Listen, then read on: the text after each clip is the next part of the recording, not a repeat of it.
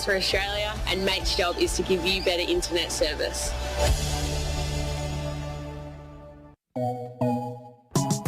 The Night Train is brought to you by St Andrews Hotel, 128 Nicholson Street, Fitzroy. Beautifully crafted, cosy and intimate spaces for your drinking and dining experiences.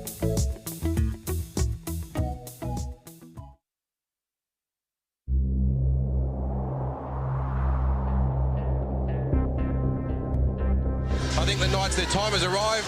I think last week the 10-man performance in the preliminary final was absolutely exceptional, so I'm going for the Knights. When you talk of Knights, it's a real fighting team. Buskak into the back of the net. Melbourne Knights take the lead 1-0. Melbourne Knights will win the Doherty Cup.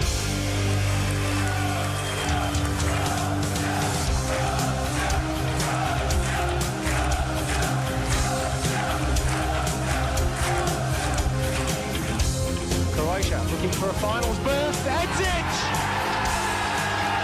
The Croatia fans salute the goal that could be so vital. And good evening, Knights fans, and welcome back to the Night Train, where we will be discussing everything and anything Melbourne Knights. I'm your host, Anthony Zovac, and tonight, once again, I'm joined by Daniel Pavlich and Josh Parrish. Boys, good evening.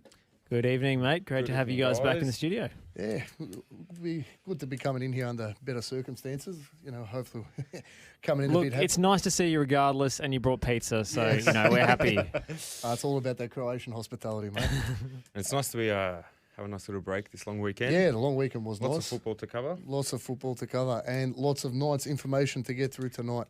So we'll start off with a quick shout out to our sponsors, I&D Group, Melbourne Croatia Soccer Club, Living Gems Lifestyle Resorts, the Croatian clubs of Melbourne and Geelong, Formdeck Australia, Rapid Line Office Furniture, and our juniors sponsor, X-Pro Constructions. We've got a great show for you guys tonight. We've got obviously going to cover our round 4 fixture against Hume City that we just played on Friday night. We've got the competition back this week. We've got also some juniors news. We've got some under 18s and under 20s updates. So it's going to be a pretty good show. Yeah, be a good show coming in tonight. So we'll begin with the competition. Yeah, let's get our competition going. Oh yeah, that's when I play the sting, isn't it? Oh dear. Oh, this is professionalism 101 right here. Bit of professionalism, Josh. Bit of Monday-itis got you today. There we go. Let's do that again. Bam! Just like that. That's all there is to it. That's all there is to it. A winner. Just like that. We'll be right back from our Price is Right. Don't go away. So yes, Knights fans, our competition time is back, and this is your chance to win a little merch pair, a 2020 merch care package, courtesy of our merch slinger at the Melbourne Knights Football Club.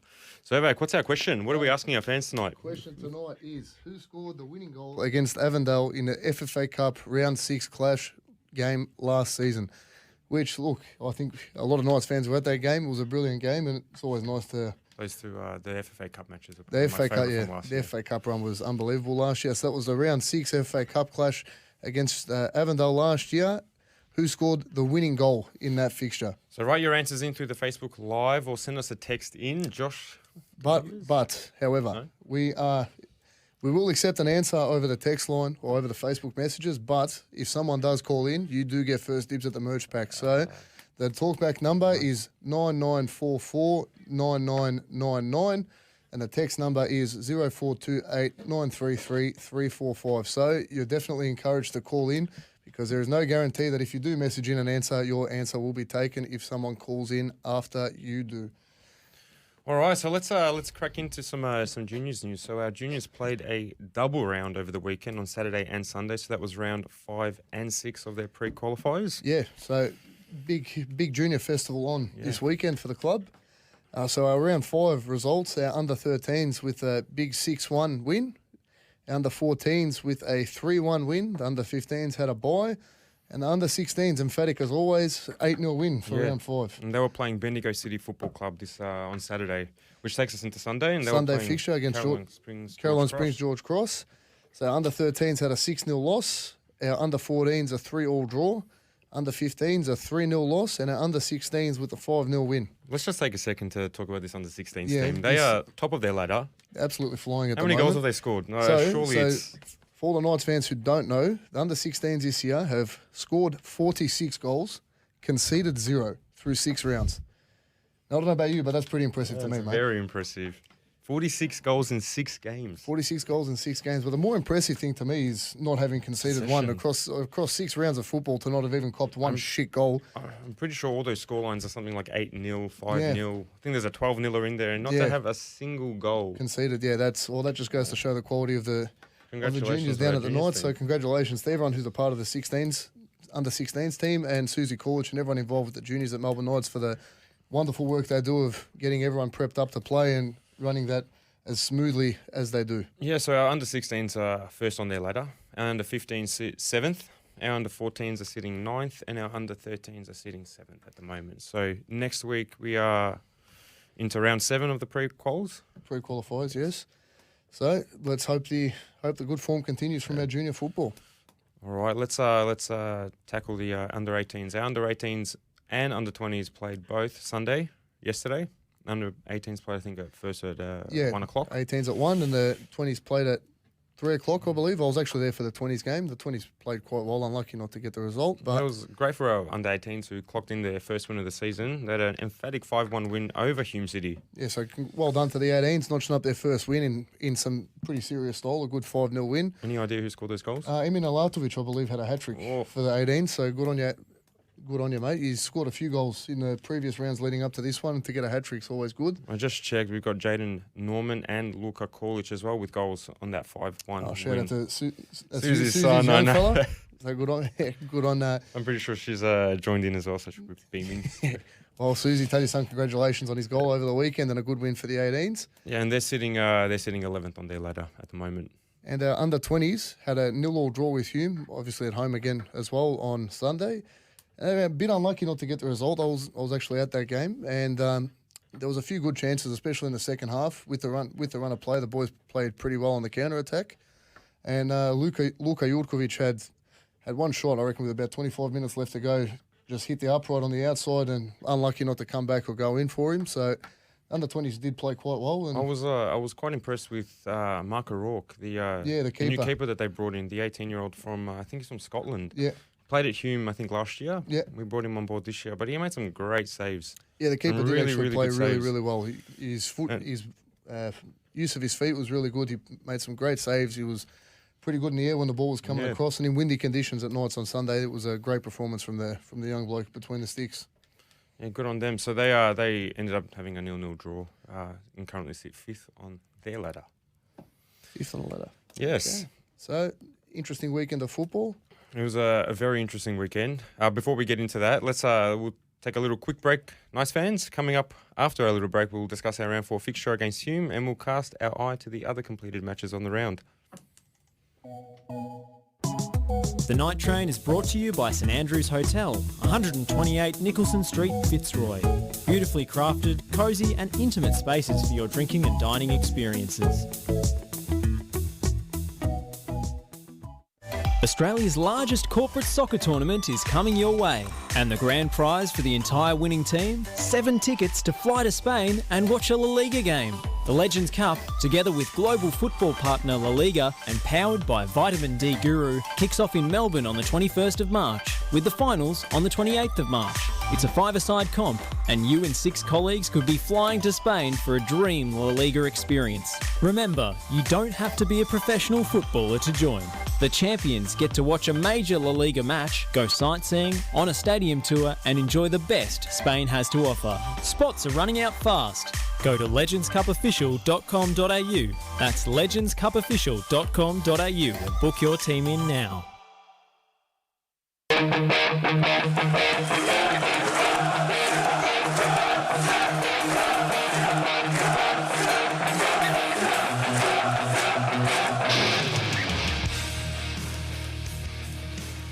And welcome back, Knights fans. All right, so let's get stuck into the review of dive into our review from the weekend's match against Hume City on Friday night. 4-2 loss. Yeah, it was a disappointing, I guess, 4-2 loss. I guess considering how things played out. But it's worth noting that we had some intense rain over Yeah, the days preceding, which is no excuse. Absolutely, No. I'm not saying it is. But No. the pitch, I remember walking out, and I even walked out on it yesterday. It was soggy, slow, considerable drag against the ball. It was Yeah, look, I guess the definitely pitch wasn't there for the match either. It definitely didn't help the conditions for the game on Friday. The area that the stadium's located in copped about 75 mil of rain on the Thursday, which definitely didn't help the sort of pace of the game. But again, when you look back across the 90 minutes, the simple fact of the matter is Hume didn't do anything to create basically any 4 of their goals. It was four really bad mistakes to give them 4 goals. The Hewitt free. Oh, the Hewitt free probably kick. their best one. That was but probably the best of the bunch. And that, the that other was, three. That was an absolute screamer. Goal of the season, probably. Yeah, Oh, most so, likely. You can't do much about that. No, you're not From gonna that do much distance about that. out, From you're that not distance gonna- out, especially with the wind blowing around the ball. Like I rewatched the game again today, and the ball looked like it was absolutely swerving all over the place. I think just Geordie got a bit stuck in 2 minds about which way it was going, and kind of got caught off guard by how I think much it's it was knuckled moving. a bit as well. I think the way he hit it, that's sort of give him credit. He hit it with no spin, and it just wobbled in the air rather than spun. So yeah, it was a fantastic hit, and he's a quality player, probably the player of the season in NPL so far. Yeah, he it. definitely has been. Hewitt's been an absolute standout for Hume, and look. But yeah, definitely, I think our problems were twofold. Yeah, look, Defence and in saying that, midfield. Hume were gifted a couple of chances there, but they were clinical enough that when they did get gifted a chance, they were clinical enough to put it away. That's what a good side will do to you, I guess. Exactly. You create a little bit of opportunity for them, and they'll punish you for it. I think. Did you end up having a little chat with Munro after the match? Yeah, so I actually had a bit of a chat to Stewie after the game, and this is what he had to say about the result. Yeah, look, it's been a really difficult one, a really sore one to take because, to be fair, I think, first 35 minutes of the game we're competing and we're doing very well, and then all of a sudden we just hit kamikaze button and we gave them 3 goals. And then we've started the second half where we've given them a goal again. So that's 4 goals we've given them that they've not even had to work for, which is absolutely disgraceful for us and very poor defending.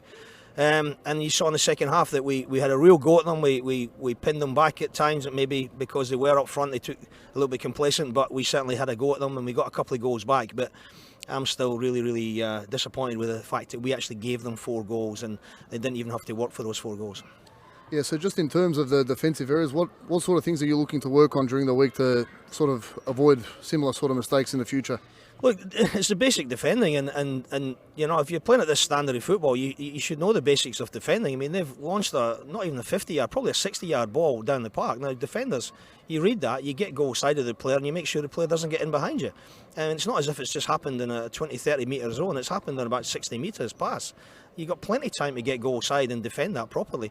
Obviously, the second one's a corner, which we didn't clear properly, and the amount of times we kicked balls into our own players tonight was just incredible.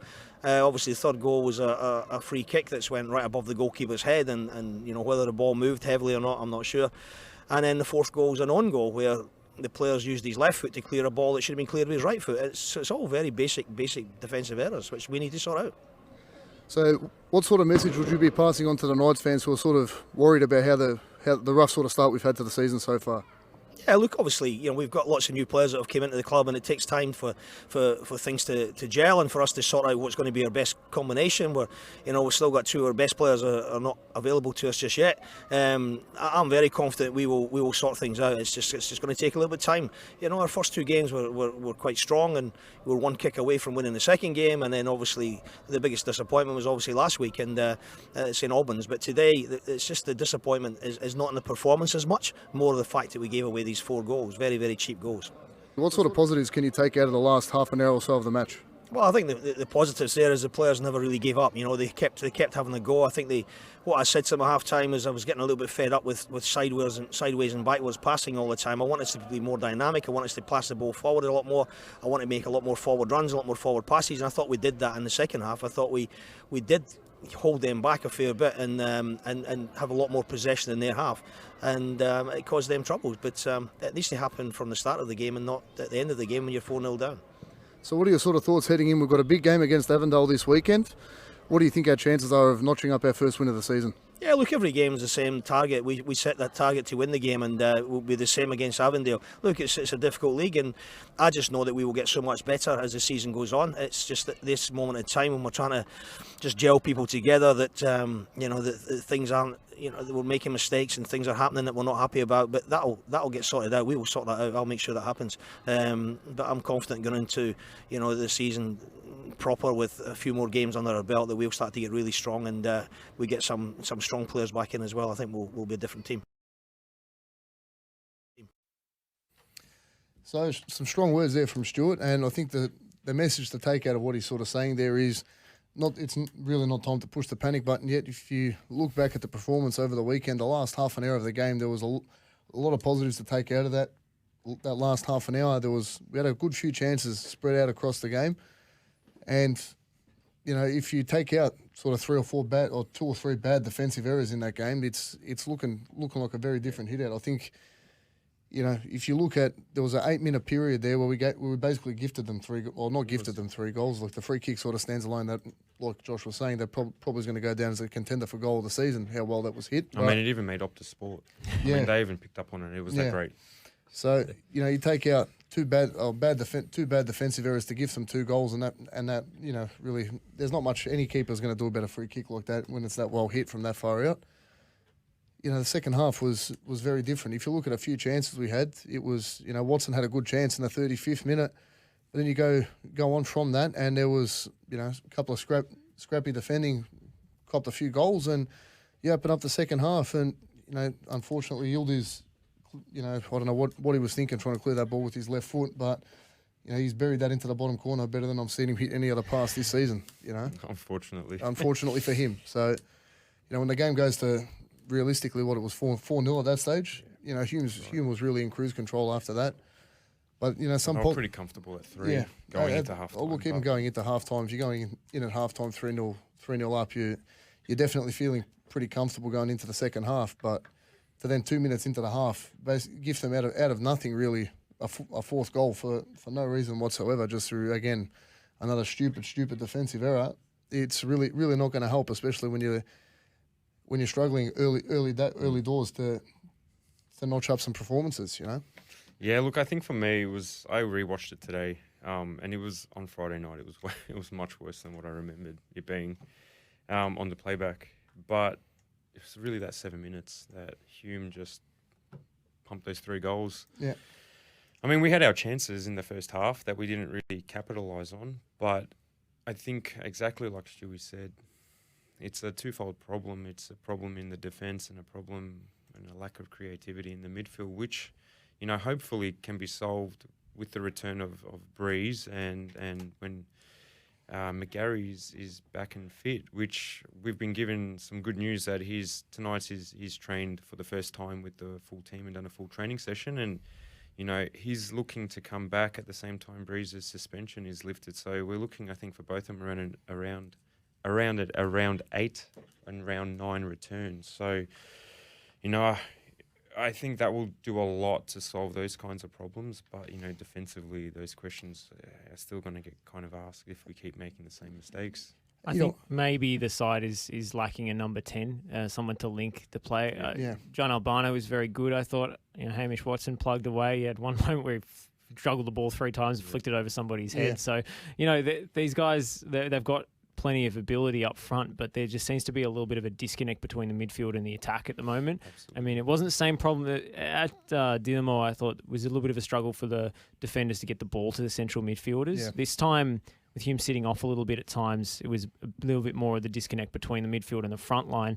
So I wonder whether he might, Stuart Munro might turn to somebody like a Caleb Mikulich to play slightly out of position potentially for him, but as a 10 to try and link the play and get a little bit more cohesion down the spine of the team, because he certainly showed in his cameo that he's definitely up for it, and it was a great finish. Absolutely, it was a decisive change. taking off Nikola Jurkovic, a defender, to put on a striker on, and it was a huge change for the match. Yeah, look, I think Caleb coming on, he really pushed his case forward to be deserving of a starting spot, and given some of the performances from players in similar sort of positions to where he looks to be playing over the last couple of weeks, he's definitely given himself a strong case to be starting going forward. I think he was a real game changer when he came on. He looked to push forward with intent. The goal he scored, it was a great ball over the top by Gudic, a good touch by him to bring it down, cut in across the defender and then buried it across the keeper. And we is one of the better keepers in the league. He didn't even move for that one. As soon as he hit it, you could see it was going in. So well done to the young fella for notching up a good goal. But I think you look at, rewatching the game again today, there was probably 6 or 7 times in the first half where we got the ball in transition and looking to play the ball forward, and there was, unless Albano or Watson were coming deep to pick the ball up off them, there was no push forward from the midfield to get the ball out wide to either Albano or Bussetto to keep the move going. Or Hamish was getting isolated in the middle, stuck between 2 defenders, and he done well to pop up again, score a goal. He scored 4 this year in 4 rounds. We haven't really been playing all that well so far, but I think if the service and that cohesion between on the counter, getting the ball forward a bit quicker and just being a bit more decisive with those early passes, I think that's really going to maximise the ability we've got to go forward between Albano and, especially Watson. Yeah, speaking to most people, I think that's what most people have said, is it's that, exactly like you said, Josh, it's that disconnect. There's not much happening through the midfield. So, I think if you can kind of rectify that, and hopefully maybe it is playing Mikulic out of position, or maybe the introduction of our missing sort of midfielders might make a difference. But I think it's pretty obvious when you watch it back. Yeah, and it's going to get tougher, of course, down that spine of the team without Joey Frange, of course. Yeah, of course, and that's, quick shout out to Joey. Hope the recovery goes well. Joseph, for any of you that were at the game or saw the highlights on the weekend, he suffered a pretty bad knock, going back for the ball in flight courageously to try and get a header. And I think there was just a bit of miscommunication between the keeper and Joseph, and he copped a pretty bad knee to the head, and he's got a pretty badly fractured eye socket and a pretty badly fractured cheekbone. So all the best to Joseph, and hope the recovery goes well, and best of wishes to you, mate. And yeah, we've had some messages across our social platforms. A lot of people wishing him well. Maxi Centich wishing Joey a speedy recovery. Great guy and great player. You're overcome so much in your career. I know you'll come back strong with lots to offer. We had Daniel Barcic, all the best, Joey, speedy recovery and come back stronger. Joey Konyev from St Albans Dynamo. Get well soon, Joey. Even our former captain, Cvitkovic, get well soon. Marian. Oh, I forgot his face. It's like a complete blank. Get well soon, Joey. So there's a lot of people. He's got a lot of fans. He's very, very well loved, and he'll be a big loss to the change room. Yeah. I think his leadership on the park is going to be, I think, the thing we miss most out of him, especially when you've had a lot of changes come through the squad this year with all the new players we've brought in. Having that experienced head in the change room and on the park is big. So all the best, Joey. Hope the recovery goes well, and best of luck to you. Yeah, and it really opens that now position, I guess, for a new captain. Captain, and again now this offers a big opportunity to a lot of those boys in the change rooms to sort of put their hands up, stand up, and sort of show their mettle as leaders in that team. Not just look to Joseph because he was the captain to be the leader. There's a good opportunity now over the next few weeks. We've got a tough few games coming up. Yeah, it's for these young boys to put their hands up and show why they deserve to be wearing the Melbourne Croatia jersey. And we also, after the game, I spoke to Hamish Watson, and here's a little bit of what he had to say in terms of the result on the weekend. I think we just didn't really come to the races for parts of the game, and we give away sloppy goals, and we're going to be punished in this league. But I think we can hold our heads up high, because for long parts of that game I think we played really well, but we just need to be better with the things we do, and hopefully move on next week. So last 20 minutes of the game, we looked a lot better. We scored a couple of goals there. What sort of positives do you think we can take out of that last 20 going into the Avondale game this weekend? I think we just got to believe in ourselves, to be honest. I think we are good enough to play, and you see the kind of football we can produce when we want to.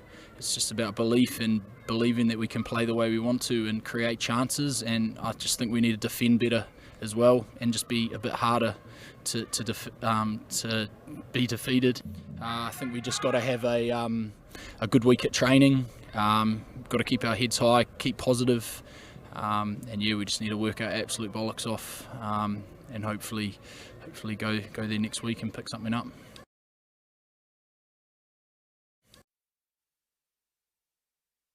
Yeah, so just kind of echoing what Hamish said, there were decent parts of that game, but they did actually play quite well. They made a lot of chances. They scored, I think, 2 great goals. It was unlucky that they were at a 4-goal deficit going into it, but the 2 goals scored were nice goals, in my opinion. Yeah, well, look, the first goal was a great ball by Gifkins over to Albano on the wing, and he was probably unlucky himself not to get that past the keeper, but it parried across into Watson, and Watson's never really going to miss from that sort of position with a fairly open goal. And the second goal we've already discussed, Mikulic, great ball over the top of Gurgic to him, and good on Gurgic. He came on to replace the captain, and I think he put a good shift in. Yeah, it was centre back. It was a great ball he put over for that goal for Caleb. So, well done to the young fella for coming in, stepping up, and playing a decent game once he'd come in, I think. I did enjoy Josip Herzog on the stream. He was preparing for the comeback. He was hedging his bets just to make sure that he wouldn't be playing it down like, a consolation goal for the Knights. He went, can they do it?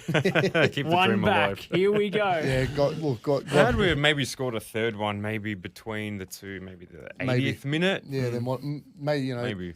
There was a couple of seasons ago where the fans sort of coined the phrase Knights time because we had this really, really bad habit of leaving it till the last sort of 7 minutes of a game to pinch a goal or two and get up. Nothing is ever easy in Melbourne Knights, I'll tell you that much. Look, what would you do it easy when you can do it the hard way? Oh, jeez. But yeah, speaking of Josip Herzog, he caught up with Hume coach Nick Hegarty, who mirrored a lot of what kind of Hamish was saying, that, there were good parts that we really gave it to them. And we've got a little clip that we can play now. Thanks to the guys from the Corner Flag and Josip Herzog for that. We'll definitely take the result. I think Melbourne Knights came into the game with a plan and probably delivered it for the first 30 minutes pretty well, and it was an even game, and probably we had a few things that we needed to tweak. For both teams, the pitch was pretty sodden and was digging up pretty heavy track tonight, so both teams had to really dig in to get around it. But the deciding factor was just probably a bit of quality from our end, or a bit of a moment that the Knights' defence switched off, allowed us into the game, and then we capitalised on it over a 10-minute period, which put us in a good position. But then I thought Melbourne Knights came out and went a bit more direct forward a bit earlier, and probably caused us a fair few problems that we've probably not seen since we started pre-season. So a really good kind of problem to have for us to work on, and probably it's about time we kind of had something that we needed to kind of lift ourselves up and know that we're going to have tough tests week in, week out, and we need to be on it to make sure we keep getting points.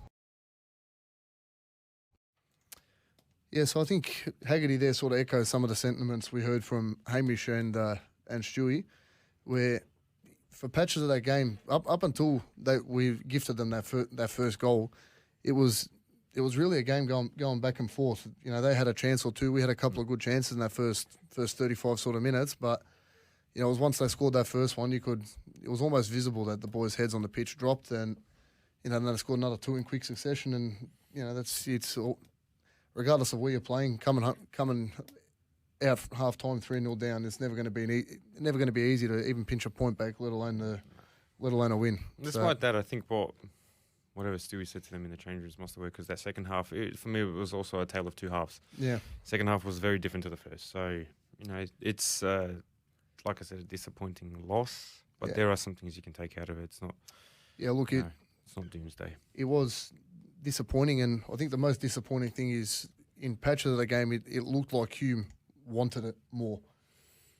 That's always tough. If you're leaving the ground and you can see the boys have put in 120% throughout the 90 minutes, and you lose 2-1, you lose 3-1, or even you lose 3-0 and you get done by a better team, you sort of take that on the chin. But when you're walking away and it's like for God's sake, again, it's just a couple of stupid mistakes. It's the 50-50 ball there that went their way. When you can just pick out little moments throughout the game where it just feels like they wanted it more. It just stings really that much more. Yeah, no doubt. They had some good support too. I think, Josh, you were asking last week. You asked us if you thought their supporters would come out. They definitely came out in horde. They came out once. was like well, actually, talking to the 30. people working in the ticket box, they sent one bloke to the ticket box wearing a mask to buy about 40 tickets for him. That's urban legend. That's not. I don't know if that's confirmed yet. That was This is Ivy Leaks. Yeah, take that with a grain of salt. Going to scheme and bought Maybe 30 he was tickets. just concerned about the pandemic. Yeah, maybe. Maybe. Look, coronavirus. Panic buying tickets at Summer Street. That's what we want to see. Maybe he thought he could use them as toilet paper after the game or something. I don't know. But yeah, their fans definitely came out. So there was I think there was a moment I was sitting in the media box and you could hear our fans responding to their fans, and I turned to our ground announcer and I said, it actually sounds like a football match. It's crazy. Yeah. And it was very like it was. Herzog actually mentioned that on the commentary today. That's one of the first times he said in his memory and certainly in mine in the recent probably last 4 to 5 years or so, there've been 2 sets of active fans at an NPL game, so that's exciting. Yeah, it's good to see more clubs getting that sort of active support behind them, and good signs for the league going forward. Yeah, absolutely. All right, let's take a look at the other games that have played out through the round. So we obviously had a 4-2 loss to Hume. Port Melbourne Sharks, they drew South Melbourne 1-1. That game had 1-1 written all over it since the beginning, didn't it? It just. And how about that? 6 games on one night as well. Yeah, look, I think that's bit of an interesting decision from the FFE, but yeah, look, it is the clubs that choose to reverse the fixtures when they want to, and then you end up getting the home games all on one night, and clubs want to play home games on a particular night, and then it just ends up stacking up. But you think FA could maybe step in and say, guys, can somebody please reverse this back so we can have a different night? Because like 6 on one night, you've got all the games streamed. No one's going to be watching on six screens. No. Oh, there was that guy the first season. Do you remember it? He had like 4 or 5 screens. I'm pretty sure that was just Damir doing a corner flag. I did see something this week about it, and then someone reposted it, and Chris, making a joke about Southeast Asian gamble or something, but not original content. Yeah, so that was a 1-1 draw that game. Green Gully hosted Hume City, and that was a 2-1 win with a really late minute goal. They pinched that win from the Burgers. Well, not pinched it. Well, it was a draw up until that point, but it was a 2-1 win there. Bentley Greens 0-0 with St Albans Saints. St Albans another good result this weekend. Yeah. Bentley a few problems, I think, getting all of their attacking players to gel. They've got 3 star number 9s and they can't field them all in the same team. And the midfield's totally switched over. They're good defensively and they've got a good high press, but I think it's going to take a bit of time for Nick Tolios to get that system working because he just made so many changes in the off-season. Look, and Bentley have been one of the sort of more consistent teams over the last probably 3 to 4 years in the comp, so I'm sure when they work it out, they're going to be definitely a force coming into the end of the season. But another tough, good away result for Dinamo, so credit to them. Point in the bank.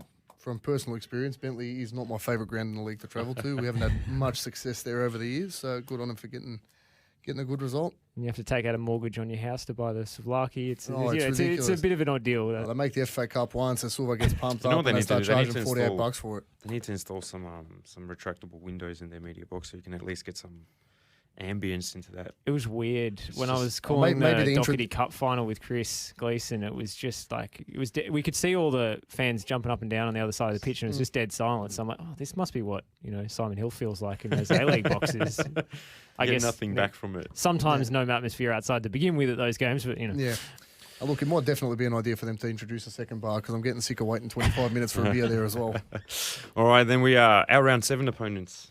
It's coming up. Oakley Cannons, they played Altona Magic. They won that 5-0. It was a goal fest for them. They scored 3 goals within the first 17 minutes. They're another team. I think they're sitting second on the ladder at the moment. They're looking... Oakley looking at goods this year.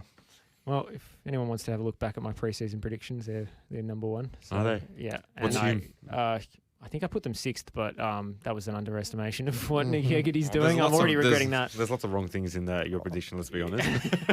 Look, Josh, you picked 14 teams. You've got to have at least one in the right spot. So, and then we move over to our next week opponents. So Dandenong City versus Avondale FC. Mm-hmm. So we play Avondale next week. That was a 3-0 win to Avondale. Josh, you were commentating that match. Yes, I was. It was a pretty good showing from Avondale. Dandy City looked blunt up front, to be honest. They were missing Braden Mann. They still haven't got Chris Lucas back from that injury that he got in pre-season. Braden Mann should be back next week, but he fell after doing an overhead kick in the last seconds of the Hume game the week previous, and I think he bruised his ribs. So he had to be stretchered off after the final whistle went, which you don't often see. So yeah, they just had Sean Filipovic up front. He's working hard doing doggies, but he just didn't have any, anyone to play off. And I think they had everything except, a potent forward line. So something for Sasha Ogdanovsky to work on. But we were positioned straight up above the two benches in that scaffold at Dandy City's ground, Frank Holohan, and you could hear really clearly everything that was going on between the two benches. Some of it picked up over the microphones, which is a bit awkward, including Stephen Topalovic having a good crack at Valentini as he was subbed off due to injury. So if anyone wants to skip to the 15th minute, I won't say what was said. I'll definitely be writing that down. But plenty of drama off the field, which we'll get into later. But Avondale looked very confident. Yusuf Ahmed scored a great solo goal. Amazing. That little dance he put in there. Brilliant jinking run. Yep. He's the kind of player that has just random moments of brilliance in his locker. He can have absolutely nothing. You can barely notice him for 70 minutes, and then he scores the greatest goal you've seen. It's ridiculous. And then Liam Boland came off the bench and buried one late, so he's back from injury. So yeah, Avondale are humming, but Dandy City got a few issues to sort out in attack. Yeah. All right, so let's what's your round of the match? Let's go round the moment of the match, I should say. Moment of the match is over. Look, for me, it was Geordie's pass over to Albano for our first goal. I think as a keeper coming in, he's shown a bit over the last few years when he's gotten an opportunity to play, and I think that ball over the top to Albano perfectly picked him out. Absolutely killer. So completely past the midfield. Yeah, well done for the young man. Of Albano and great ball onto Watson. Mine was from the. I think it was the Bentley. No, it was the Oakley Cannons Altona Magic game. It was their goalkeeper Griffin McMaster had a double save right at kind of towards the end, and it was. He got up, dove again. It was kind of all in vain, I guess, but they lost 5-0. But it was some amazing stuff from a veteran goalkeeper, It's always great to see when goalkeepers make impressive saves. It just really G's people up. Of course. I love a good save. What about you, Josh?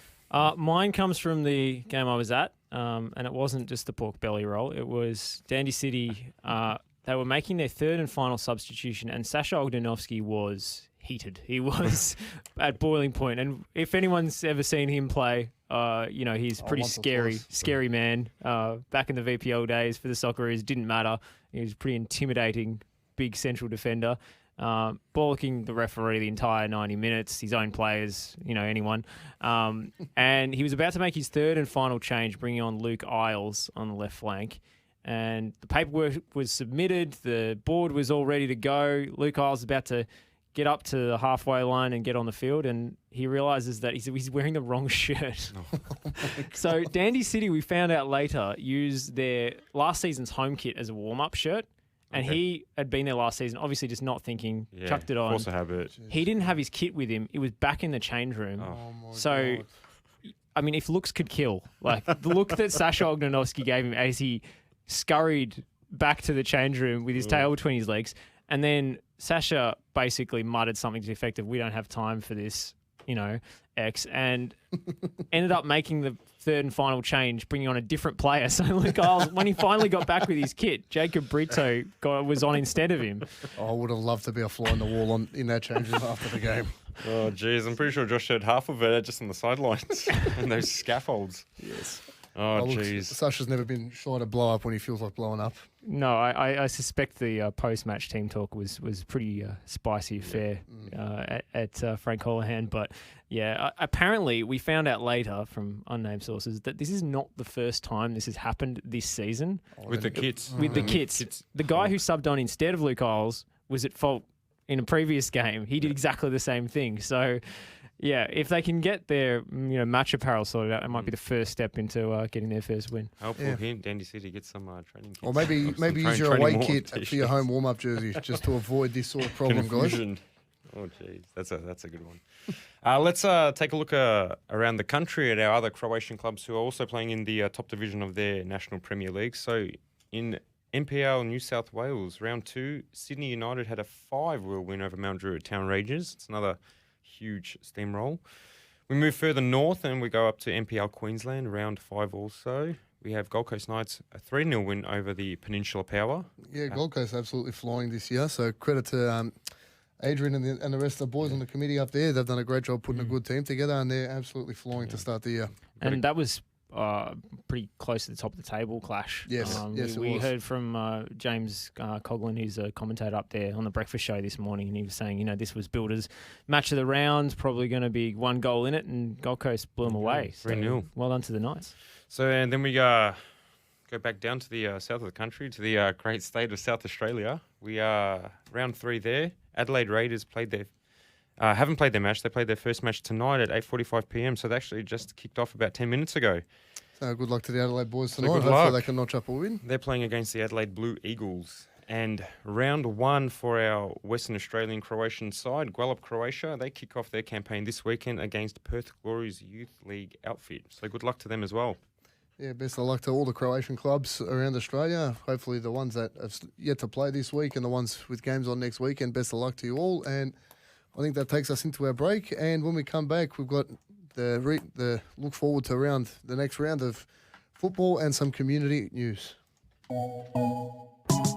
The Night Train is brought to you by St Andrews Hotel, 128 Nicholson Street, Fitzroy. Beautifully crafted, cosy and intimate spaces for your drinking and dining experiences. Life is too short for bad internet and the customer service that comes with it.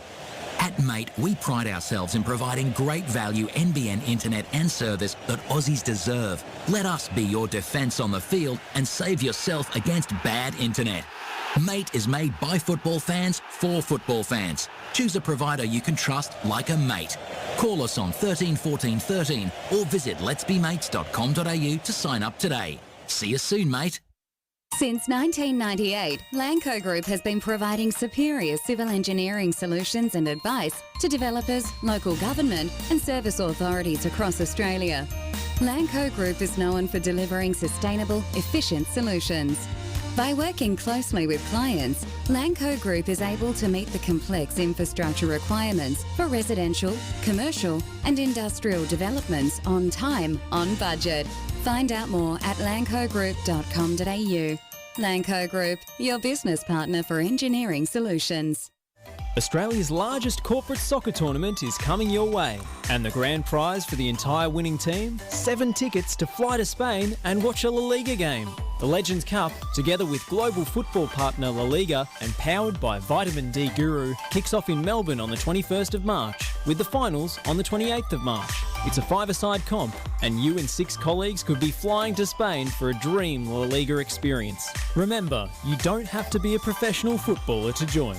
The champions get to watch a major La Liga match, go sightseeing, on a stadium tour and enjoy the best Spain has to offer. Spots are running out fast. Go to legendscupofficial.com.au. That's legendscupofficial.com.au and book your team in now.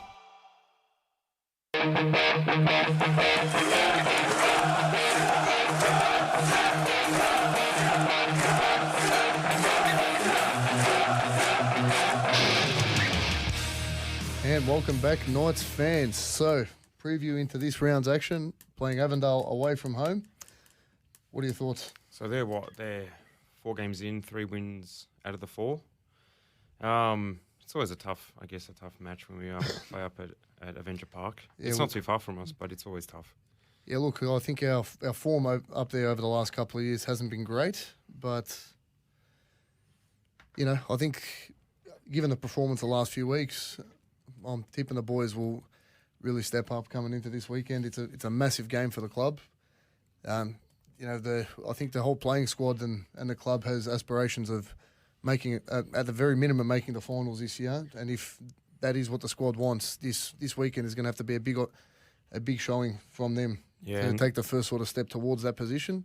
It's a massive game, and I think it's a good opportunity for a few of these boys in the squad who haven't started the season that crash hot to really step up and show why they deserve to be in the starting 11. Yeah, absolutely, and it's their first home game of their season as well. They've played 4 away, Yeah, it must have been weird for them playing in front of some fans this year.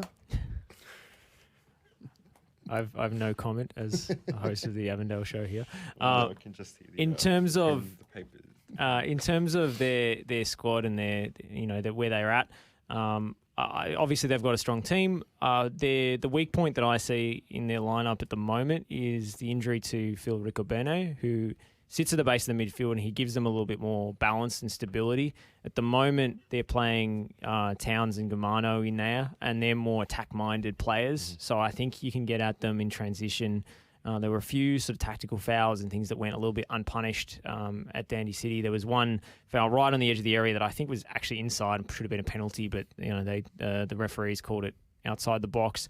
So there were a few transition moments where Dandy City definitely could have got in on them, and Avondale got a bit lucky. So I think the counter-attack in that defensive midfield area is a space that Knights can potentially exploit. But of course, as we talked about with the sort of number 10 position, you've got to have somebody who could attack that space to be able to actually pull that off. So, Avondale do play a pretty attacking brand of football. They like to press pretty high, so you can get in behind. So again, another game for John Albano to try and make a big impact. But I think they're not infallible, and also Liam Boland's not fully fit. He's coming back from that ankle problem. He did score off the bench. He might start, but I don't think he's fully match fit. And they've been playing Stefan Valentini as sort of a false nine up front.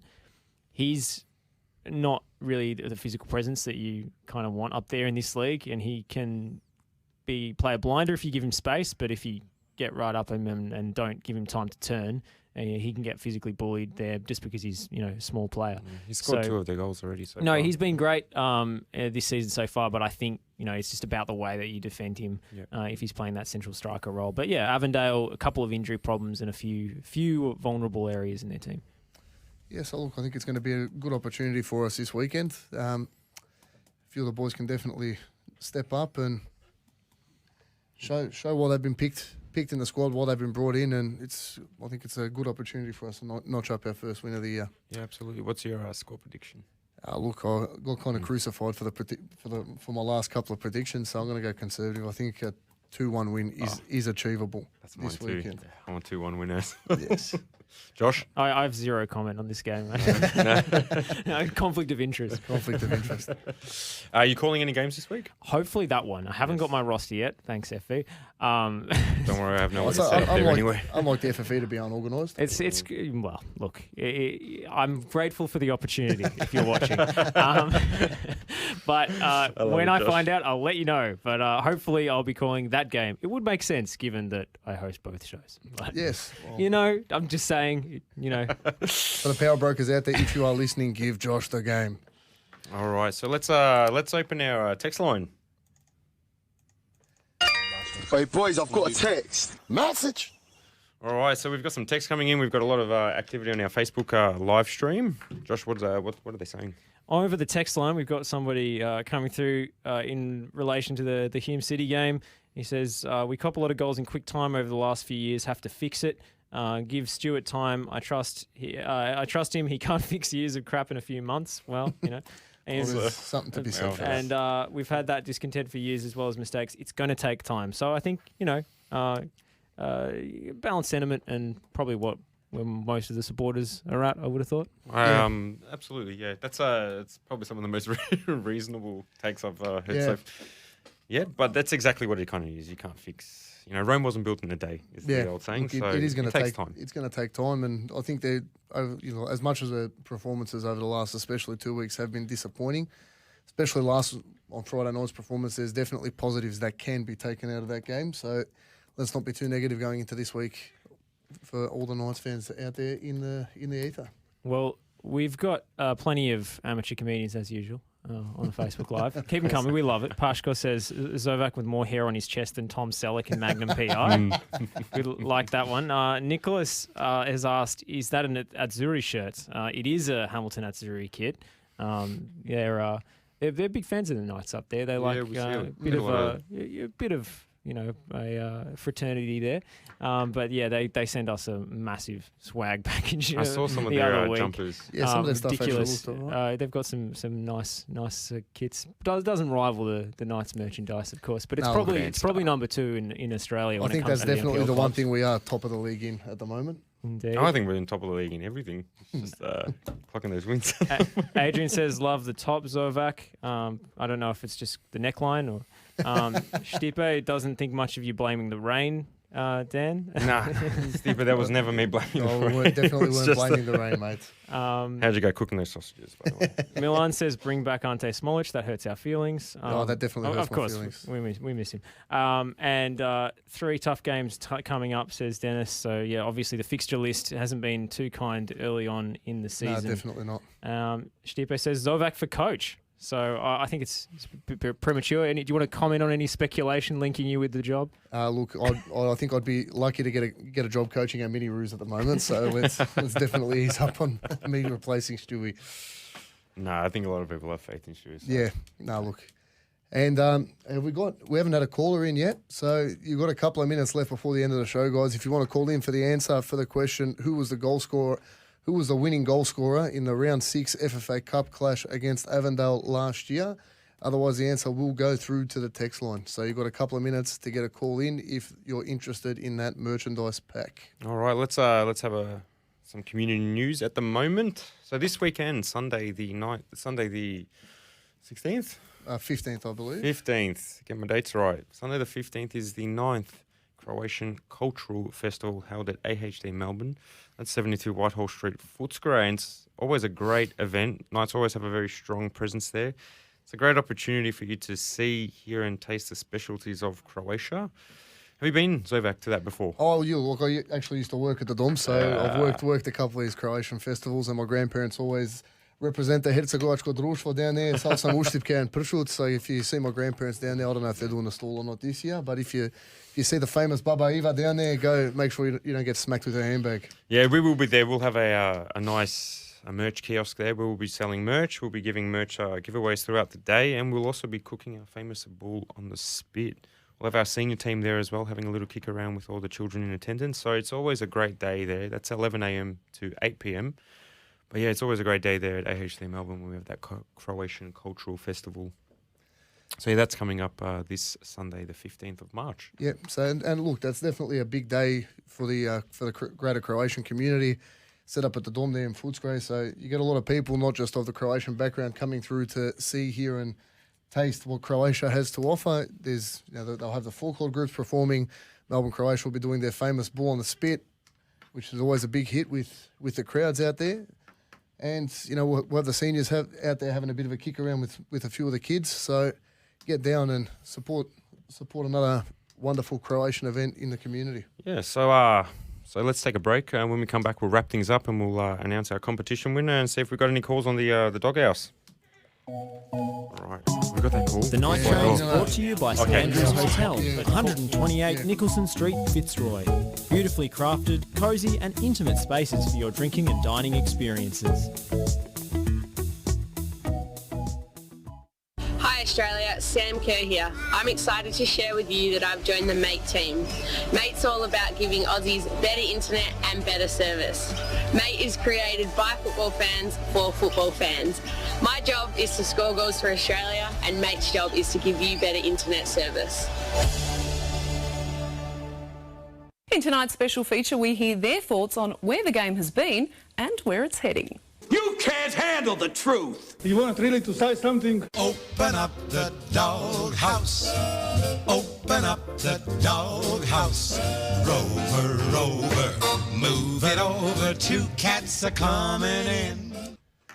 Caller, have we got you there? Hello. Hello. What's your name? This is Gospodin Christo. Hello, Gospodin Christo. Hello, I have the message I must say. So you're the guy that keeps sending us texts in every week, looking for love. This is the one. Gospodin Christo. What have you got to say, mate? The Dobro airwaves are večer, yours. stare dame. Dobro večer, stare dame. After no luck over the course of last year, I have realized that mlade sponsoruse aren't my thing. as I am more mature, and the starije mace appreciate me more. If you are an udovica over the age of 60 and have the spare cash in your supa, slobodno mi se javite. 04-81-228-947. This radio show is very good, but I must say my piece, okay? Gospodin, I don't know if you can access the super. Super is super, hey. Super is... Hey, super is a super over 60, okay? You can't tell me these things, okay? Samo mi se javite, okay? Well, Gospodin Kristo, best of luck to you. And if there are any women listening into the Night Train tonight, specifically over the age of 60, widows looking to... Sizable super account. Yes, with a sizable super account looking to finance a young man's spending, Gospodin Kristo is the man to call. You need to remember, not just Kristo, Gospodin Kristo. Yes, Gospodin. That's a big difference. Thank you for the call, Kristo. Lako noć, Gospodin. You're welcome. Bye-bye. All right. Josh, have we got an answer on the text line for the question? I haven't seen one. It's a little bit disappointing from the Night Train fans. A bit disappointing. No one's even come in with a dig, so we might have to roll that package into next week. And if anyone curious to what the answer was, the answer is John Albano. Yeah, I'm honestly a little disappointed. It's probably very easy to find out. Yeah, well, look. John Albano, it was a great little... It's a great goal. A little clip of that? Yes. I was rolling the clip. It was lagging like hell. I'm not sure why. Okay. It was a great little... well, it's up on YouTube if anyone wants to go back and have a look at it. That was probably one of the better games we had last year. So go back and watch us absolutely romp Avondale and hope the same thing happens this weekend. Yeah, absolutely. So, yeah, we are 3 p.m. this Saturday at Avenger Park, Knights fans, round 5. Come out and support the boys. Yeah, definitely. It's going to be a big afternoon for the club, big afternoon for the boys. So definitely get down to the club.